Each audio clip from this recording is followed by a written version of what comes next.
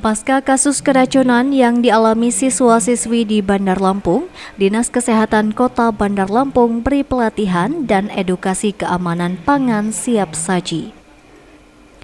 Kegiatan ini berlangsung di Aula Dinas Kesehatan Rabu 1 Oktober, diikuti 410 penjamah makanan dari 14 satuan pelayanan pemenuhan gizi (SPPG) di seluruh Kota Bandar Lampung. Pelatihan penjamah MBG melibatkan Dinas Pendidikan, Dinas Kesehatan, dan Dinas Pangan yang telah menjalankan serangkaian tindakan untuk mencegah terulangnya insiden siswa keracunan MBG. Kepala Dinas Kesehatan Bandar Lampung Muhtadi Arsyad Temenggung menegaskan pelatihan penjamah makanan MBG bertujuan memberikan edukasi tata cara mengolah makanan, mulai dari penyediaan bahan baku, pengemasan, hingga cara pendistribusian yang memenuhi standar.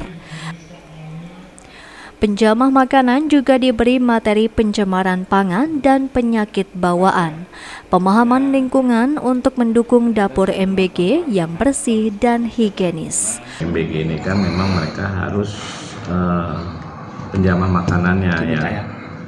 Itu mereka harus telah mengikuti pelatihan penjamah makanan siap saji. Ya, itu minimal dari jumlah penjamah makanan yang ada di dapur MBG minimal 50% mereka sudah mengikuti pelatihan.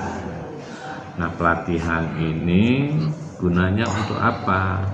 Gunanya untuk mengedukasi para penjamah makanan yang ada di SPPG, biar mereka tahu bagaimana sih tata cara pengolahan makanan, mulai dari penyediaan bahan baku, proses, kemudian pengemasan sampai dengan pendistribusian, itu benar-benar memenuhi standar kesehatan, sehingga harapannya tidak adanya kontaminasi bahan-bahan pencemar yang dapat menyebabkan terjadinya keracunan. Nah, pelatihan itu dilakukan oleh Dinas Kesehatan ataupun lembaga yang memiliki kompetensi, artinya yang sudah mendapatkan persetujuan dari Kementerian Kesehatan. Nah, apa saja materi yang diberikan oleh para narasumber ya? Pertama, misalnya cemaran pangan dan penyakit bawaan pangan. Yang bisa mencemari pangan ini apa saja? Bisa aja dari bahan kimia ataupun mikrobiologi bakteri yang sifatnya patogen. Nah, bakteri ini bisa aja dari sumber, dari bahan baku, dari proses, dari pengemasan sampai pendistribusian, dan ini kemungkinan bisa saja terkontaminasi kalau kita tidak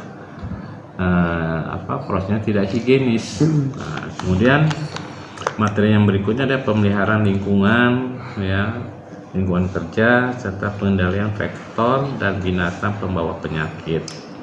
Ya, dari lingkungan dapur itu harus bersih nih, jauh dari sumber pencemaran, baik itu sumber pencemaran mikrobiologi, kimia, bisa aja misalnya penempatan bahan kimia yang bukan untuk makanan berada di satu tempat.